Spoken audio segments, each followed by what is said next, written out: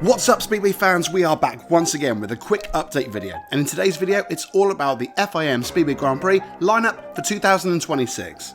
The wildcards for next year's World Championships have just been announced, and whilst it's no surprise that the man who finished 8th in the standing gets a wildcard, it may come as a bit of a surprise to some of you that Doyle and Tai Woffinden have been given wildcard picks for next year. So let's take a look at why the FIM may have made this decision. My name's Carlito and welcome to my YouTube channel.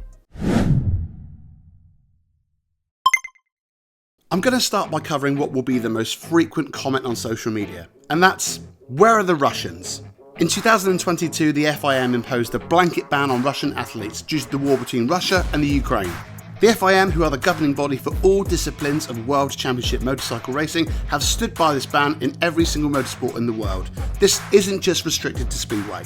It's likely that the ban will stay in place until the war's over and the Ukraine have been compensated for the invasion. Speedway fans are usually quick to criticise the Speedway Grand Prix and its organisers, but the reason Seifertinov and Laguta aren't able to complete is completely out of the hands of Warner Bros. Discovery or Mayfield Sports Control.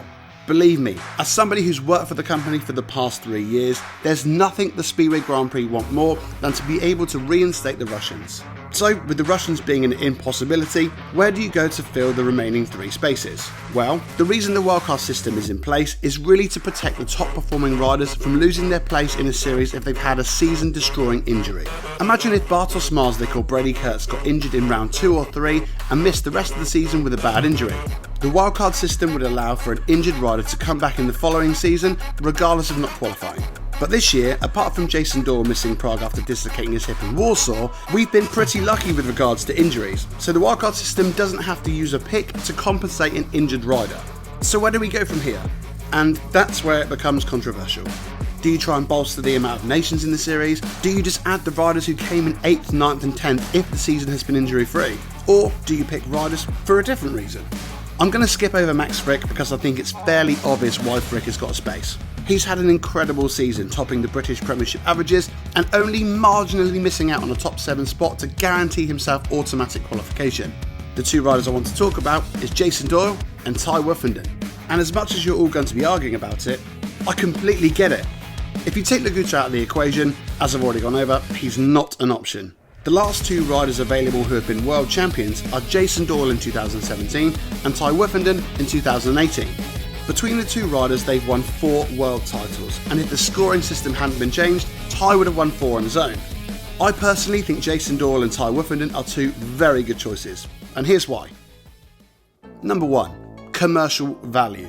Doyle and Tai Woffinden are 2 of the most marketable riders in the lineup. With 4 world titles between them, they are 2 of the most popular riders in Speedway Grand Prix history. Number 2. Characters. You know with Tai and Doyle, you're always going to get character. Something that at times I think the series lacks, especially with characters like Anders Thompson missing out on next year's campaign. Number 3. The last 2 world champions outside of Artem Laguta, who for the 4th time is unavailable. As I covered earlier, winning world titles is not an easy thing to do, but both riders are tried and tested in this department. Number 4. Who else? Of course, there's a heavy argument for Mikkel Mikkelsen to have been given a pick, but outside of Mikkel, who is there that can comfortably beat Tai and Doyle week in, week out?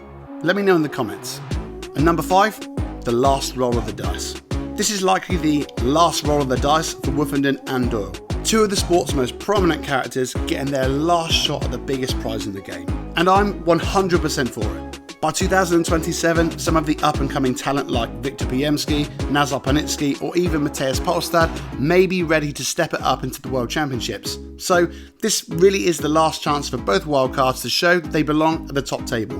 Who do you think should have got the 3 wildcard picks, excluding the Russians? Please leave your suggestions in the comments section below. If you could click the thumbs up button and subscribe, I'd really appreciate it. Both are completely free and massively help the growth of the channel. I hope you have an amazing week ahead, and I'll see you guys in the next one.